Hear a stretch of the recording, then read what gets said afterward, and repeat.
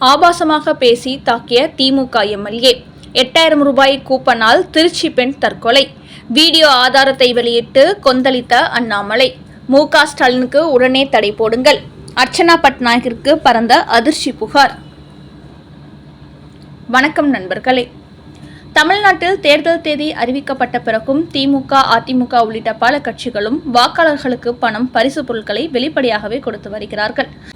அதிலும் மு.க. ஸ்டாலின், எடப்பாடி பழனிசாமி அதிமுக வெற்றி பெற்றால் அரிசி அட்டைதாரர்களுக்கு ஃப்ரிட்ஜ் இலவசமாக வழங்கப்படும் என்று அறிவித்த நிலையில் அதற்கு போட்டியாக 8000 ரூபாய் கூப்பனை அறிவித்து பெண்களின் கவனத்தை ஈர்த்து வருகிறார்கள்.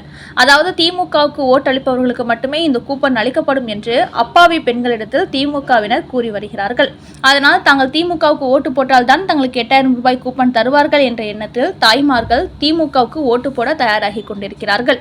அந்த அளவுக்கு கடந்த 5 ஆண்டுகளில் மிக மட்டமான ஒரு ஆட்சியை நடத்தி விட்டு இப்போது இலவசங்களை கொடுத்து மக்களிடையே ஓட்டுகளை தன் பக்கம் இழுத்து வருகிறார் மு.க. ஸ்டாலின். ஆனால் இந்த 8000 ரூபாய் கூப்பனால் சிந்துஜா என்ற ஒரு 25 வயது பெண் தற்கொலை செய்திருப்பது தமிழ்நாடு முழுக்க பெரும் பரபரப்பை ஏற்படுத்தியுள்ளது. இதற்கு என்ன காரணம் என்றால், இந்த கூப்பனை கேட்ட அந்த பெண்ணை திமுகவின் எம்எல்ஏ ஆபாசமாக பேசி தாக்கியிருக்கிறார். இதனால் மனசுடைந்து போன அந்த பெண் தூக்கிட்டு தற்கொலை செய்துள்ளார். இந்த சம்பவத்தினால் தமிழக பாஜகவின் அண்ணாமலை கடும் கொந்தளிப்புக்கு ஆளாகி இருக்கிறார். இதையடுத்து அவர் தனது எக்ஸ் பக்கத்தில் வெளியிட்டுள்ள ஒரு பதிவில், திருச்சி மாவட்டம் மண்ணச்சநல்லூர் சட்டமன்ற தொகுதியின் திமுக வேட்பாளர் கதிரவன் அதே பகுதியைச் சேர்ந்த சிந்துஜா என்ற 25 வயது பெண்ணை ஆபாசமாக பேசி அடித்திருக்கிறார். இதனால் மனசுடைந்து போன அந்த பெண் தற்கொலை செய்து கொண்டுள்ளார். இது மிகுந்த அதிர்ச்சியை கொடுக்கிறது. தமிழ்நாடு முழுக்க தேர்தல் பிரச்சாரங்கள் நடைபெற்று கொண்டிருக்கும் இந்த நேரத்தில் திமுகவோ கூப்பன்களை வழங்கி மக்களை ஏமாற்றி வருகிறார்கள். அதிலும் திமுகவுக்கு வாக்களிக்க வேண்டும் என்று சொல்லியே கொடுக்கிறார்கள். அதாவது ஓட்டுக்கு 8000 ரூபாய் பணம் என்பதை வெளிப்படையாகவே சொல்கிறார்கள். இந்த கூப்பன் தனக்கு வழங்கப்படவில்லை என்பதால் அது குறித்து கேட்டபோது சிந்துஜா என்ற அந்த பெண் மீது தாக்குதல் நடத்தியுள்ளார்கள். அதனால்தான் அவர் இந்த முடிவுக்கு வந்திருக்கிறார் என்று கூறியிருக்கும் அண்ணாமலை, இதுதான் திமுகவின் சுயரூபம். எந்த காலத்திலும் தங்களுக்கு ஓட்டு போடும் மக்கள் மீது அவர்களுக்கு மரியாதை இருந்தது இல்லை. தேர்தலே இன்னும் நடைபெறவில்லை. அதற்கு முன்பே ஒரு பெண்ணை ஆபாசமாக பேசி தாக்கியுள்ளார்கள். அவரது உயிர் பறிபோவதற்கு காரணமாகியுள்ளார்கள். இப்படிப்பட்ட திமுக ரவுடி கும்பல் தேர்தலில் வெற்றி பெற்றால் அதன் பிறகு அவர்கள் எப்படி இருப்பார்கள் என்பதை யோசித்து பாருங்கள். இதை தமிழ்நாட்டு மக்கள் சிந்திக்க வேண்டும்.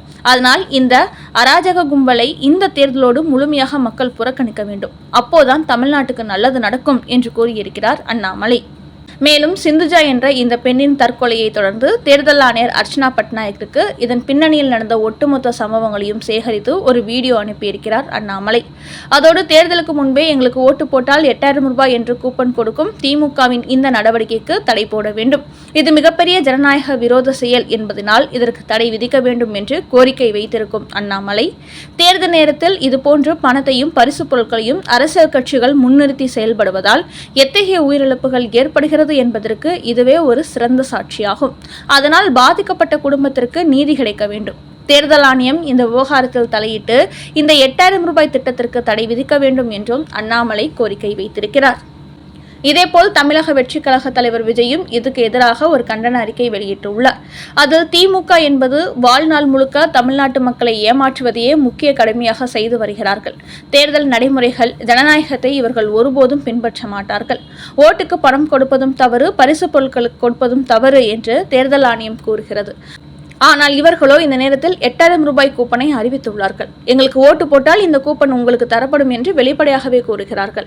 ஆனால் இப்போது வரை இவர்கள் மீது தேர்தல் ஆணையம் எந்த நடவடிக்கையும் எடுக்காமல் இருப்பது ஆச்சரியமாக உள்ளது என்று தெரிவித்துள்ள விஜய், 2026 தேர்தலில் எப்படியாவது வெற்றி பெற வேண்டும் என்று மு.க. ஸ்டாலின் குட்டி காரணம் போட்டு வருகிறார்.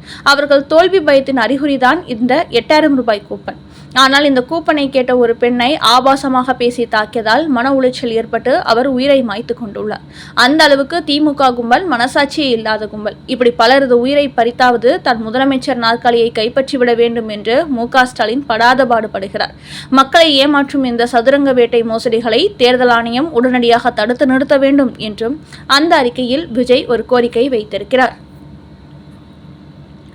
அடுத்த செய்தி. வேட்புமனுவில் உதயநிதி செய்த குளறுபடி. வருமான வரித்துறை அறிக்கை தாக்கல் செய்ய உயர் நீதிமன்றம் போட்ட உத்தரவு. தமிழ்நாட்டில் உள்ள அரசியல்வாதிகளுக்கு பல ஆயிரம் கோடி சொத்துகள் இருந்தாலும் வேட்புமனு தாக்கல் செய்யும் போது தங்களை ஒரு பிச்சைக்காரனை போன்றே காட்டிக்கொள்வார்கள். 1 கோடி அல்லது 2 கோடி அளவுக்கு தான் தங்களுக்கு சொத்துக்கள் இருப்பது போன்று குறிப்பிட்டிருப்பார்கள். அப்படித்தான் உதயநிதியும் உள்நாடு வெளிநாடு என பினாமிகளின் பேரில் ஏராளமான சொத்துக்களை வைத்திருக்கிறார். குறிப்பாக அவரது ரெஜைன் மூவிஸ் நிறுவனத்திலேயே மெகா பட்ஜெட்டில் படங்கள் எடுக்கிறார்கள். என்றாலும் அவரது வேட்புமனுவில் குறிப்பிட்டுள்ள தகவல்கள் ஆச்சரியத்தை ஏற்படுத்துகிறது. இந்நிலையில் துணை முதலமைச்சர் உதயநிதி தன்னுடைய வேட்புமனுவில் தாக்கல் செய்துள்ள பிரமாண பத்திரத்தில் குறிப்பிட்டுள்ள சொத்துக்கள் குறித்து விசாரணை நடத்த வேண்டும் என்று சென்னை உயர் நீதிமன்றத்தில் குமரவேல் என்பவர் ஒரு மனு தாக்கல் செய்திருக்கிறார். அந்த மனுவில் சேப்பாக்கம் திருவல்லிக்கேணி தொகுதியில் போட்டியிடும் துணை முதலமைச்சர் உதயநிதியின் வேட்புமனுவில் குறிப்பிட்டுள்ள சொத்து விவரங்களில் ஏகப்பட்ட முரண்பாடுகள் உள்ளது. கடந்த 2021 தேர்தலில் வேட்புமனு தாக்கல் செய்தபோது தன்னுடைய ரெஜைன் மூவிஸ் என்ற சினிமா நிறுவனத்தில் 7.36 கோடி முதலீடு செய்திருப்பதாக குறிப்பிட்டிருந்தார் உதயநிதி. ஆனால் இந்த தேர்தல் வேட்புமனு தாக்கல் செய்தபோது அந்த நிறுவனம் குறித்து எந்த தகவலும் வெளியிடவில்லை. ஆனால் அவரது மனைவி கிருத்திகா ரெஜைன் மூவிஸ் நிறுவனத்தில் 2.63 கோடி முதலீடு செய்திருப்பதாக கூறியுள்ளார். இதேபோல் கடந்த சட்டமன்ற தேர்தலில் 11.6 கோடி ஸ்னோ ஹவுசிங் நிறுவனத்திற்கு கடன் கொடுத்திருப்பதாக குறிப்பிட்டிருந்தார். ஆனால் தற்போது அதை 10 கோடி என்று கூறியுள்ளார். அப்படியென்றால் மீதமுள்ள 1.6 கோடி என்ன ஆனது என்பதை குறிப்பிடவில்லை. அதேபோல் 2020ஆம் ஆண்டுக்கு முன்பு தனக்கு 2.2 கோடி வருமானம் இருந்ததாக உதயநிதி குறிப்பிட்டிருந்தார். ஆனால் இப்போது 10.98 கோடி வருமானம் உள்ளதாக கூறியுள்ளார். ஆனால் இந்த வருமானத்தினால் தனக்கு சொத்துக்கள் அதிகரித்தது குறித்து அவர் எந்த விளக்கத்தையும் கொடுக்கவில்லை. அந்த வகையில் தவறான மற்றும் முழுமையற்ற தகவலாக அவர் தனது வேட்புமனுவில் குறிப்பிட்டுள்ளார். இது மக்கள் பிரதிநிதித்துவ சட்டத்திற்கு விரோதமான செயலாகும். அதனால் உயர் நீதிமன்றம் உதயநிதியின் இந்த முரண்பாடான பதிவுகள் குறித்து உரிய நடவடிக்கை எடுக்க வேண்டும் என்று கோரிக்கை வைத்திருக்கிறார். இந்த மனு இன்று சென்னை உயர் நீதிமன்ற தலைமை நீதிபதி தர்மாதிகாரி மற்றும் அருள்முருகன் அமர்வில் விசாரணைக்கு வந்தது. அப்போது நீதிபதிகள் உதயநிதியின் சொத்துக்கள் சம்பந்தமாக வருமான வரித்துறை அறிக்கை தாக்கல் செய்ய உத்தரவிட்டு வழக்கு விசாரணையை ஏப்ரல் 20ஆம் தேதிக்கு தள்ளி வைத்தார்கள். அதனால் உதயநிதியின் அசையும் சொத்து அசையா சொத்து குறித்து விவரங்களை வருமான வரித்துறை அடுத்து நீதிமன்றத்தில் தாக்கல் செய்யும் போது இந்த வேட்புமனுவில் அவர் எவ்வளவு விஷயங்களை மூடி மறைத்திருக்கிறார் என்பது தெளிவாக தெரியவரும். அண்ணாமலையின் புகார் எதிரொலி. 8000 ரூபாய் கூப்பன்களை கொடுத்தால் வழக்கு பாயும். திமுகவுக்கு செக் வைத்த தேர்தல் ஆணையம். 2026 சட்டமன்ற தேர்தலில் போட்டியிட பலதரப்பட்ட விளம்பரங்களுக்கு திமுக தமிழக தேர்தல் ஆணையத்திடம் அனுமதி கேட்டுள்ளது. அப்படி அவர்கள் அனுமதி கேட்ட விளம்பரங்களில் ஒன்றுதான் 8000 ரூபாய் கூப்பன் பரிசு திட்டம். இதை அவர்கள் எலக்ட்ரானிக் ஊடகங்களில் விளம்பரமாக வெளியிடுவதற்கு மட்டுமே தேர்தல் ஆணையத்திடம் அனுமதி கேட்டுள்ளார்கள். அதற்கு மட்டுமே இந்த போஸ்டர்கள் பயன்படுத்தப்படும் என்றும் கூறியுள்ளார்கள்.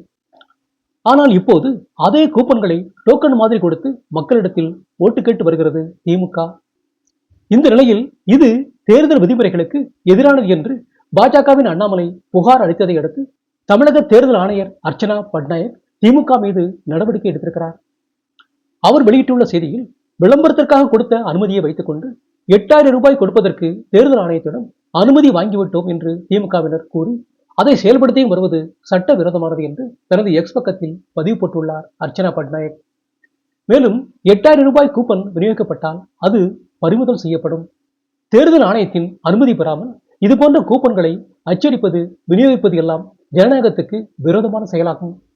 இந்த கூப்பன்களை யார் கொடுத்தாலும் அவர்கள் மீது மக்கள் பிரதிநிதித்துவ சட்டத்தின் கீழ் வழக்கு பதிவு செய்து கடுமையான நடவடிக்கை எடுக்கப்படும் என்று தமிழ்நாடு தேர்தல் ஆணையர் ஒரு எச்சரிக்கை செய்தி வெளியிட்டிருக்கிறார்.